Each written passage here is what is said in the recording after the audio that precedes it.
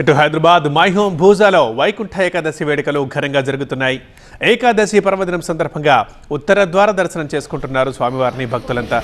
శ్రీవారి ఆలయంలో తెల్లవారుజామునే ప్రత్యేక పూజలు స్టార్ట్ అయ్యాయి.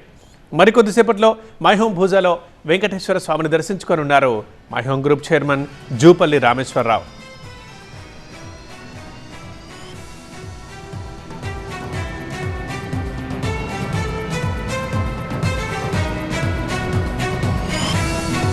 తెలుగు రాష్ట్రాల్లో అన్ని వైష్ణవాలయాల్లోనూ ముక్కోటి శోభ కనిపిస్తోంది. హరినామస్మరణతో మారుమోగుతున్నాయి ఆలయాలన్నీ.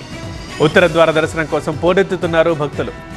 ఇవాళ ఉత్తర ద్వారం నుంచి వెంకన్నను దర్శించుకుంటే సకల శుభాలు కలిగి సర్వప్రాప్తి సిద్ధిస్తుందని భక్తుల విశ్వాసం. సూర్యుడు ఉత్తరాయణానికి మారేటప్పుడు ముందు వచ్చే ధనుర్మాస ఏకాదశే ఈ వైకుంఠ ఏకాదశి. ముక్కోటి దేవతలతో గరుడ వాహనంపై మహావిష్ణువు భూలోకానికి వచ్చి దర్శనమిస్తారని ప్రతీతి. ఇవాళ ఉపవాసం చేసి శ్రీ మహావిష్ణువుని పూజిస్తూ రాత్రి భాగవత కథలు హరికథ కాలక్షేపంతో జాగరణ చేస్తారు భక్తులు. ప్రస్తుతం మనం చూస్తున్న విజువల్స్ హైదరాబాద్ మైహోం భూజా నుంచి.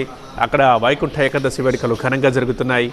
ఏకాదశి పర్వదినం సందర్భంగా వెంకటేశ్వర స్వామిని ఉత్తర ద్వారం గుండా దర్శనం చేసుకుంటున్నారు భక్తులంతా. శ్రీవారి ఆలయంలో తెల్లవారుజాము నుంచే ప్రత్యేక పూజలు జరుగుతున్నాయి.